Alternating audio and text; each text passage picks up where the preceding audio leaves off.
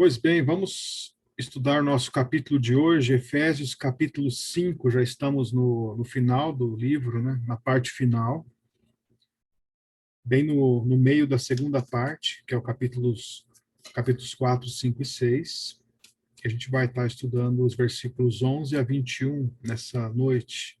Vamos proceder à leitura então. E não sejais cúmplices nas obras infrutíferas das trevas, antes, porém, reprovai-as. Porque o que eles fazem em oculto, o só referir é vergonha. Mas todas as coisas, quando reprovadas pela luz, se tornam manifestas. Porque tudo que se manifesta é luz. Pelo que diz, desperta tu que dormes, levanta-te dentre os mortos e Cristo te iluminará. Portanto, vede prudentemente como andais, não como necios e sim como sábios, remindo o tempo, porque os dias são maus. Por essa razão não vos torneis insensatos, mas procurai compreender a vontade do Senhor. E não vos embriagueis com o vinho no qual há dissolução, mas enchei-vos do Espírito, falando entre vós com salmos, entoando e louvando de coração o Senhor com hinos e cânticos espirituais, dando sempre graças por tudo a nosso Deus e Pai, em nome de nosso Senhor Jesus Cristo, sujeitando-vos uns aos outros no temor de Cristo. Vamos orar? Senhor, nós te louvamos pela tua palavra, pelo estudo que podemos fazer nesta noite, desse texto que é tão importante para as nossas vidas. E é o texto que nos ensina a andar na luz e não nas trevas, e mostra a nossa responsabilidade individual para fazermos isso. Conceda-nos graça, que o teu Santo Espírito ilumine as nossas mentes, traga luz aos nossos corações, para não somente entendermos a tua vontade, mas termos o real desejo de fazer a tua vontade. Em nome de Jesus, amém. Muito bom. A gente vai falar um pouco sobre luz aqui, a ideia de nós sermos filhos da luz, né? Pastor, Oi? desculpa a interrupção, Pode falar. mas é só uma sugestão. Fecha essa janela lateral aí de recuperação de documento aí do Word. Opa, que coisa horrível. Estou tão acostumado com isso. Vamos fechar, então. Ok. Melhor, né? Quer que aumente a letra, Leilson? Tá boa a letra? Dá para aumentar um pouquinho. Aí. Uma olhada. Dá para aumentar um pouco. Tá. Perfeito, obrigado. Vou até colocar esse aqui um pouco mais para cima. Tá joia? Aqui, então, a gente tem esse texto. É um texto que vai falar sobre a questão da luz e das trevas. Ele vai contrastar as obras da luz e as obras das trevas e a nossa atitude para com isso. Bem dizer, esse texto é uma fórmula, uma receitinha de bolo para você andar na luz. Todo crente gostaria de andar na luz, né? E para que isso não fique só na vontade, Paulo dá aqui para nós essa receita. Ele começa dizendo o seguinte: e não sejais cúmplices nas obras infrutíferas das trevas, antes, porém, reprovai-as.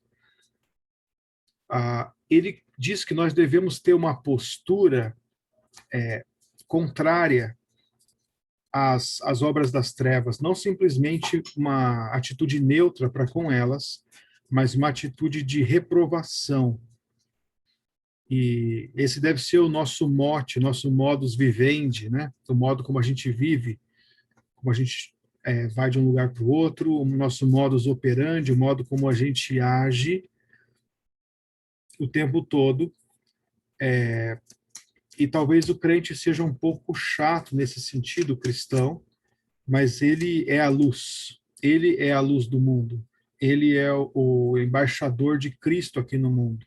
E se o cristão não for, não negar, não contradizer as obras das trevas, ninguém vai fazer isso. Aqui diz o seguinte: obras infrutíferas das trevas. Interessante isso. as, a ideia de obras das trevas, ela traz essa conotação de não produzir nada, né, de ser algo inútil. E é exatamente isso que elas são. As obras das trevas, alguém comete lá um pecado ou entra num procedimento pecaminoso, e o fato é que isso não leva a nada, só destrói a vida da pessoa, das demais.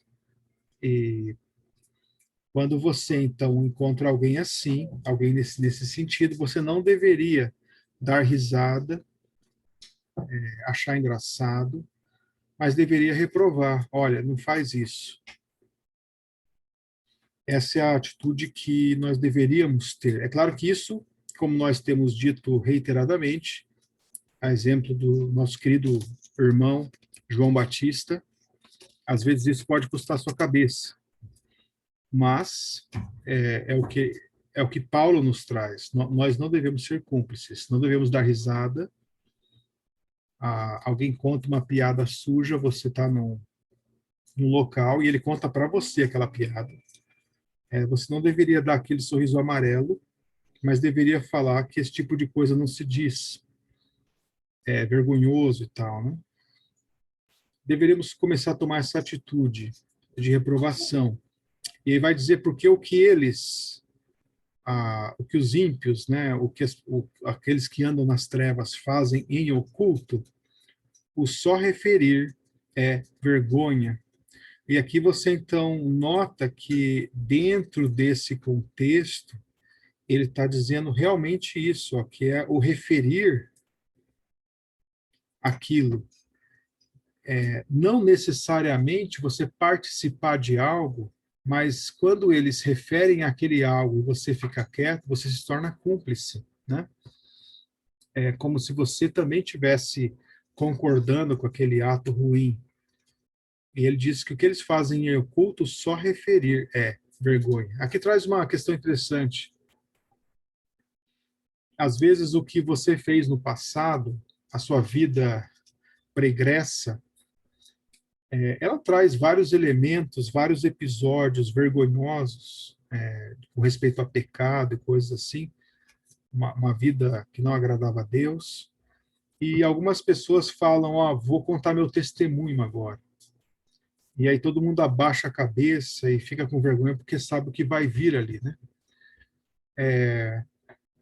Se você teve um passado pregresso, você pediu perdão, aquilo passou, às vezes é melhor você deixar aquilo para lá. Porque quando você traz detalhes daquilo que você fez e coisas assim, das obras das trevas que você fez, e você traz isso num contexto de falar, vou dar meu testemunho, vou mostrar como eu era mal, é complicado isso, né? É vergonha só referir, as pessoas que estão ouvindo estão com vergonha, e às vezes a mera menção de que você era uma pessoa má e tal já vai dizer muita coisa, né?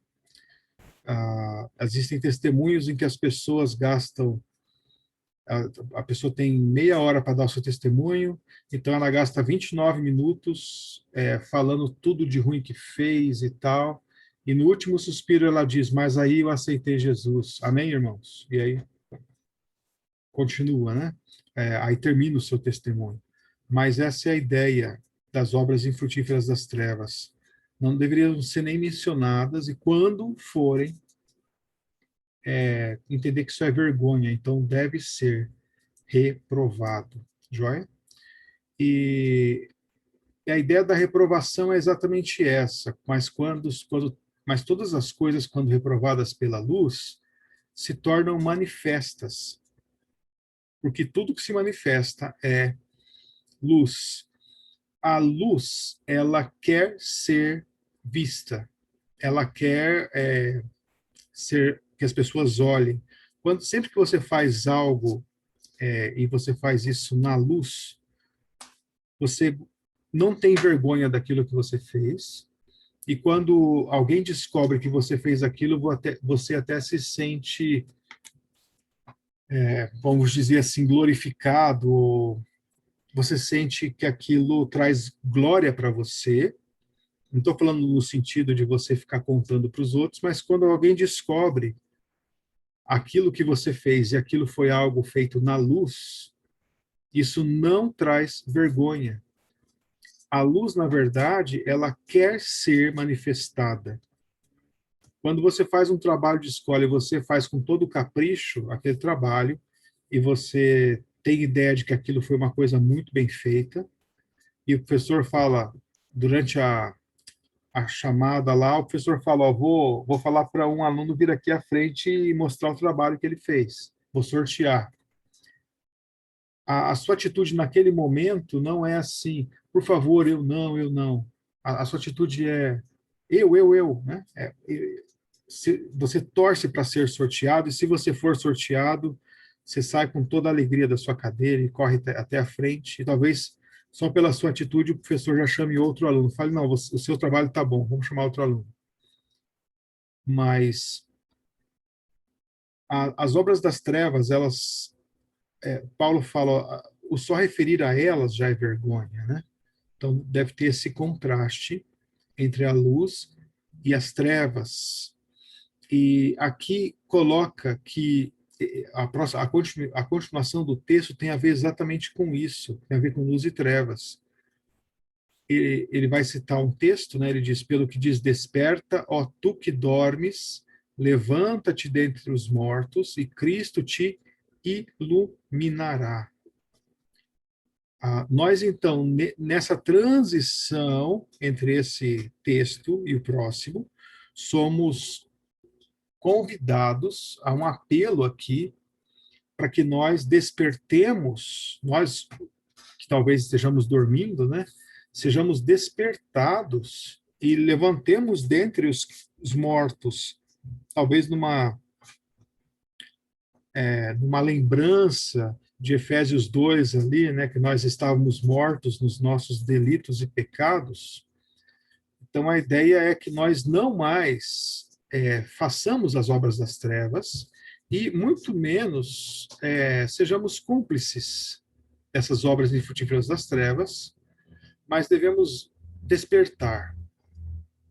Talvez seja o seu caso, talvez você esteja fazendo ou esteja sendo cúmplice, mas o texto fala para você, ó, desperta tu que dormes, levanta-te dentre os mortos e Cristo te iluminará. Então é uma atitude de falar, eu não quero mais, eu quero ser luz. Não vai cair isso aqui na sua vida como um raio no céu azul, né? Uma hora que você estiver dormindo, 3 horas da manhã, sem que você saiba, Deus chega ali, o anjo chega e faça uma cirurgia espiritual em você, e no outro dia você acorda um novo homem. Alguém que se levantou dos mortos, alguém que odeia o pecado e ama a justiça. Não, não é assim. Você, no momento que ouve essa palavra, você já fala, não, eu quero fazer a coisa certa, eu quero ser luz e não trevas.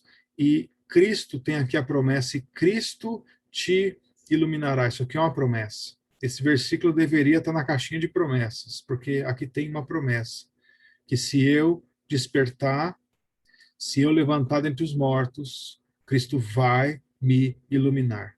Essa é uma grande promessa. E aí ele vai dizer, tá, até aqui parecem coisas etéreas, né? São elementos que estão aqui no universo paralelo, numa região aqui de desejos, né? Mas e na prática, como que isso acontece? Como que se dá essa iluminação do Espírito Santo? Como que eu faço isso? E aí você, então, tem a continuação, que seria o como. Como se dá isso, né? E tem aqui um portanto, por isso, né? Ele vai dizer, vede prudentemente como andais. Isso aqui é fundamental, tá? Esse vede prudentemente como andais é fundamental você entender que a responsabilidade pelo modo como você anda ou pela própria compreensão do caminho por onde você anda é totalmente sua. Aqui é uma ordem direta, ó, vede prudentemente como vocês andam, não como nécios, e sim como sábios.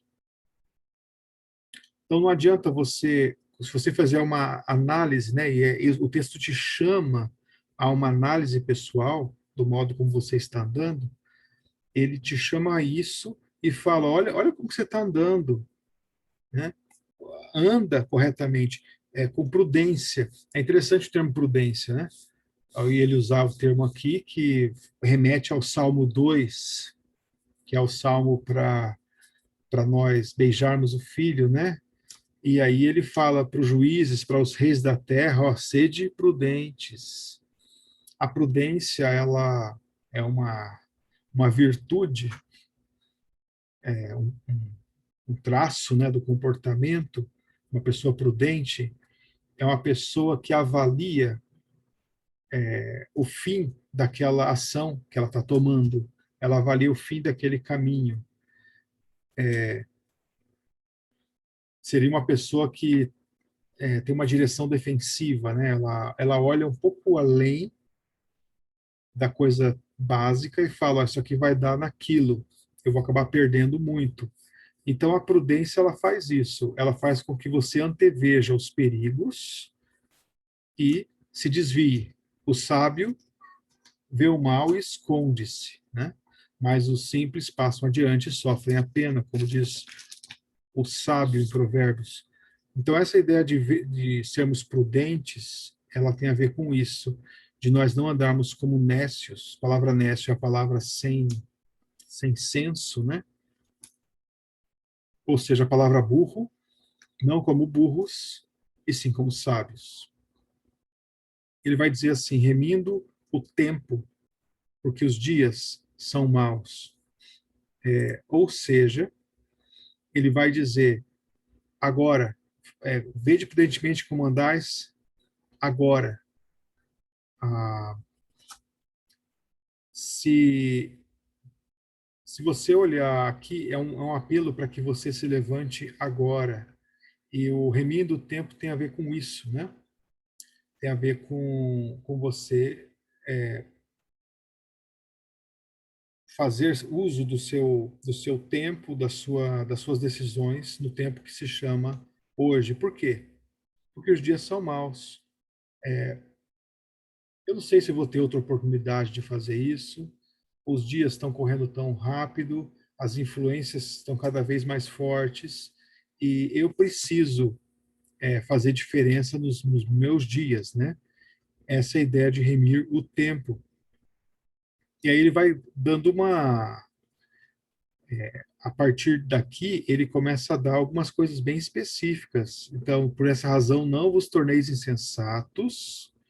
Olha só, é para eu não andar como nécio, é para eu não ser insensato, mas para que eu procure compreender qual a vontade do Senhor. Nota que é uma atitude ativa, é uma procura ativa. Eu quero saber qual é a vontade de Deus para mim nessa questão. Então, nós somos aqui exortados a procurar compreender qual a vontade do Senhor, e ele já linka aqui a ideia do vinho, né? Ele já fala, não vos embriagueis com o vinho no qual há dissolução, mas enchei-vos do Espírito, porque o vinho, conforme o Provérbios coloca, ele, ele tira o senso, ele tira a sua capacidade de julgar adequadamente, não é?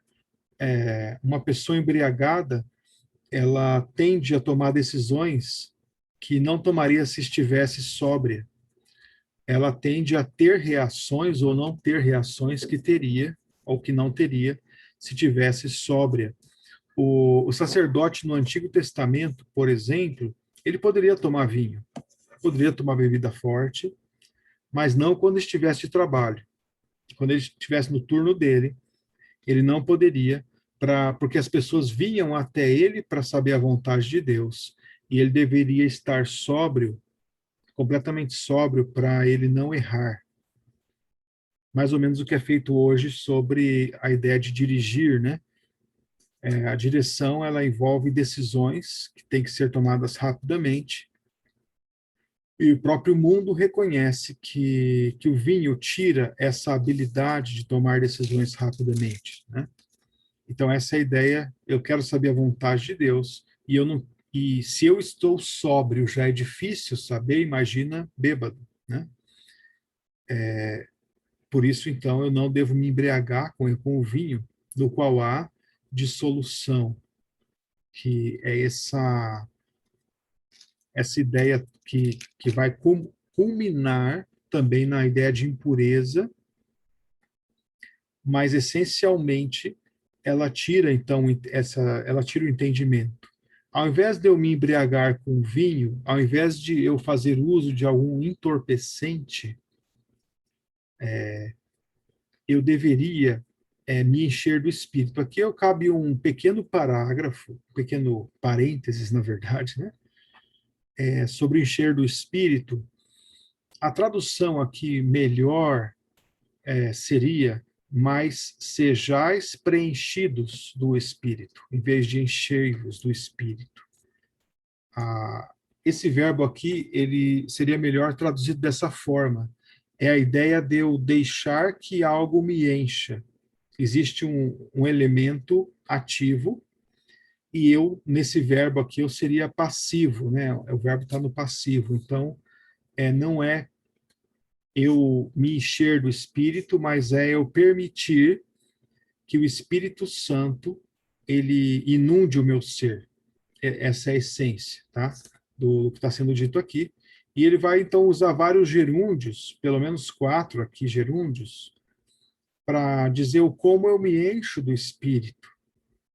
Ao invés de eu ficar cheio do vinho, eu devo me encher do Espírito. Ao invés de eu ficar com a minha mente voando, eu deveria drenar toda a minha atenção para aquilo que é a vontade de Deus. E como eu faço isso? Ele vai dizer, falando entre vós com salmos, entoando e louvando de coração ao Senhor com hinos e cânticos espirituais. Olha aqui que ele vai diretamente na questão musical. Inclusive aqui, ó, dando sempre graças por tudo a nosso Deus e Pai, em nome do nosso Senhor Jesus Cristo. Então, basicamente, a pergunta é como que eu posso ser preenchido pelo Espírito?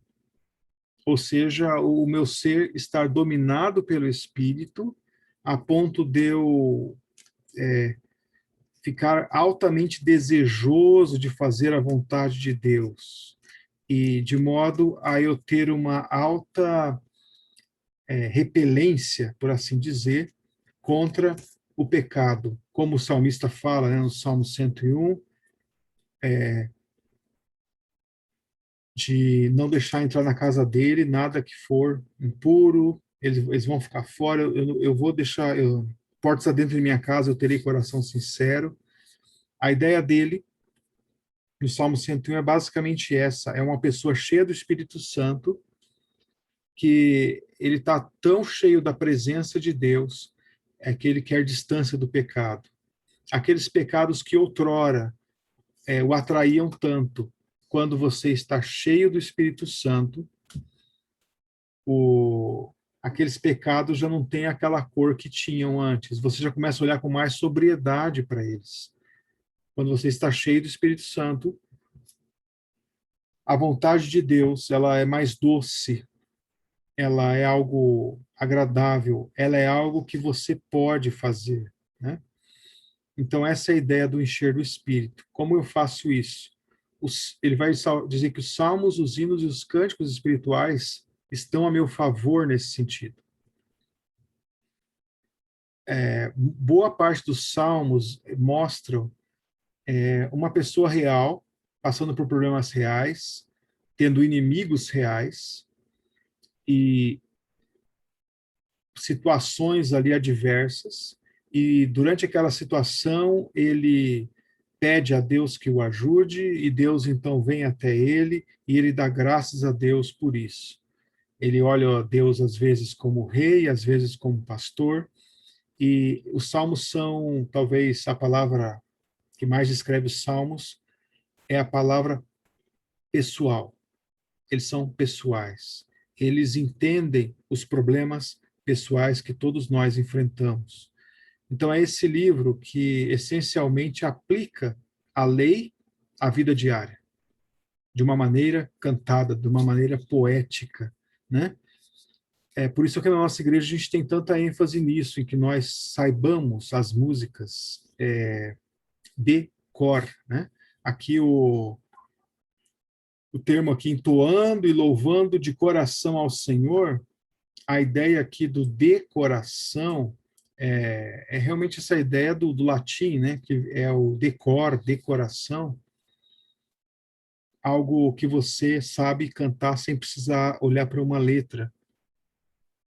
E quando você, então, consegue passar a barreira de ter que ler a letra, você começa a meditar naquilo durante o dia, você começa a cantar aquilo no trânsito, para onde você for. E às vezes aquelas músicas vão preenchendo você, na verdade é o Espírito Santo preenchendo você, através de você cantar aquilo, né? E é interessante que ele coloca isso, salmos, que é a própria Bíblia, né? Os hinos, com hinos, e os cânticos espirituais. Você tem vários hinos na Bíblia também, e a Bíblia não se restringe a cantarmos somente o que está escrito nela, mas podemos compor outras músicas, né? E cânticos espirituais. Mas esse texto aqui, eu vou me deter um pouquinho mais aqui, tentar ser breve, mas tentar chegar no ponto. Olha o lugar da música na vida do cristão, na vida do cristão que quer ser luz, que quer viver uma vida que agrada a Deus. Olha o caráter da música e talvez o critério que você deveria ter para escolher as músicas com as quais você enche o seu coração. As perguntas que você deveria fazer é: essa música, ela realmente reflete o caráter de Deus? Eu estou cantando aqui uma música sobre a presença de Deus, sobre a santidade de Deus, e talvez a melodia dessa música seja uma melodia que me lembre do bar, me lembre das danças de sensuais, mas eu estou cantando coisas aqui e isso acaba criando uma, uma, um cântico esquizofrênico, né? Com você que está cantando algo, tem uma letra, mas a melodia diz outra coisa, e isso traz confusão. Às vezes as letras que você canta são tão rasas que não te dizem nada, né? Eu brinco com o Leilson aqui, o pessoal, que um dia eu estava ouvindo um canal aí de gospel, essas coisas, isso já faz uns 15 anos, talvez. E aí o pessoal cantando lá, e eu fazia umas análises disso, e eles cantaram, eu acho que umas 50 vezes a frase "Poderoso Deus". E as pessoas estavam ali na frente em transe, né? Estava sendo filmado, era um culto filmado, meio que em transe, crianças rodando, e parecia que, para as pessoas ali, parecia que aquilo realmente significava algo. Mas a pergunta é, será que isso modificava algo, né? Será que aqueles homens voltavam para casa não como demônios, mas como anjos, ou continuavam como demônios, né? E a resposta não é tão difícil de você adivinhar, mas essa é a questão da música. A música, ela faz parte essencial, é uma parte essencial do nosso culto a Deus, mas aqui especificamente nesse texto, a música entra como algo do meu dia a dia, algo que eu deveria olhar para a música não como a música cristã, né? Não como entretenimento, mas como um meio de graça, como algo que pode encher o meu coração da palavra de Deus, encher o meu coração de vontade de fazer a vontade de Deus. E ele termina dizendo, dando sempre graças por tudo ao nosso Deus e Pai, em nome de nosso Senhor Jesus Cristo. É que entra, né, a gratidão. Sempre que você começa a agradecer a Deus por tudo que Ele tem dado, os pensamentos ruins vão embora. Você está com um pensamento aí de contra alguém, ou está ingrato, está inquieto, comece a agradecer a Deus por tudo. Tenta lembrar de tudo do seu dia, né? Tudo que tem acontecido, tudo que Deus tem feito, sabendo que não existe uma única coisa que acontece fora da soberania de Deus. Por isso precisamos dar graças a Deus por tudo. E nesse encher-se do Espírito, tem essa questão aqui de sujeitando-vos uns aos outros no temor de Cristo. Quando você para que você, né, se encha do Espírito, você vai ter essa questãozinha aqui, que é eu colocar o interesse dos outros acima dos meus próprios. E isso por causa do meu temor a Cristo. Assim como Cristo, ele se fez carne, habitou entre nós, se humilhou, né, tomando a forma de um homem e sofrendo a morte de cruz. Quando nós fazemos isso, quando nós o obedecemos nesse quesito que talvez seja tão caro para alguns, né, se não para todos, nós estamos nos enchendo também do Espírito. Notos gerúndios, ele vai colocar essas questões, depois ele vai para questões mais específicas sobre as mulheres, sobre os maridos, sobre os filhos, sobre os servos, e eu acredito que tem a ver com a continuação desse texto, mas nós vamos ver isso na próxima vez.